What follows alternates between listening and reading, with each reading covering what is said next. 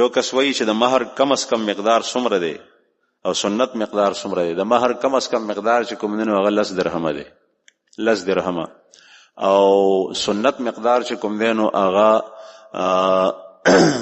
40 اوقیه دی، 12 اوقیه، او 12 اوقیه چې کوم دی نو په هغې کې په یو اوقیه کې 40 درهمه، نو بار د 40 کې ضرب ورکړه څومره جوړېږي؟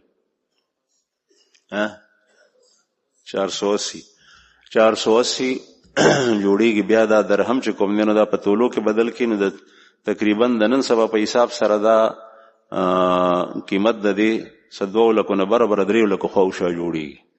بعضې خلک مسنون مقدار یاد کی چې مهر فاطمي زه کېدم او چې تپوس ته وکړه چې څومره روپۍ دي نو وایي 50 روپۍ، هلکه 50 روپۍ مهر فاطمي.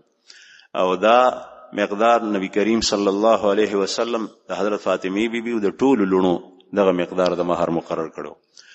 او البته د دین ډیرم کې خوښ، لیکن دومره مقدار کې خل پکار دی چې هغه د هغې سړي په وس کې وي، ځکه چې مهر دا یو رسم نه دی چې ته اوې خلق باندې خوشحال کې بیا ورکې نه، مهر دا د زنانه حق دی چې هغه ته پردي کور ته ځي، دا خاوند به دې زنانه ته دا شی ورکوي او هغه چې څومره زر وي نو هغه ورکول پکار دي.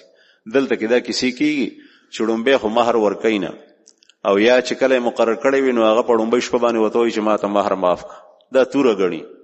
او زه دې پورې ما ته خندا راځي چې دا سخت بې غیرتوب دی چې سړی ړومبي ملاقات کې ښځې ته وایي چې ما ته مهر معاف کړه. بیا چې کوم دی چې ورکوي نو بیا په هغه موقع ورکوي چې د دوی په خپله کې ناچاقي راشي، طلاق راشي نو هله مهر ورکوي. نه، چې څنګه دې راوسته نو مهر ورته ورکړه، تا سره رالې پیسې نو هغې ته ورکړه، خپله غاړه خلاصه.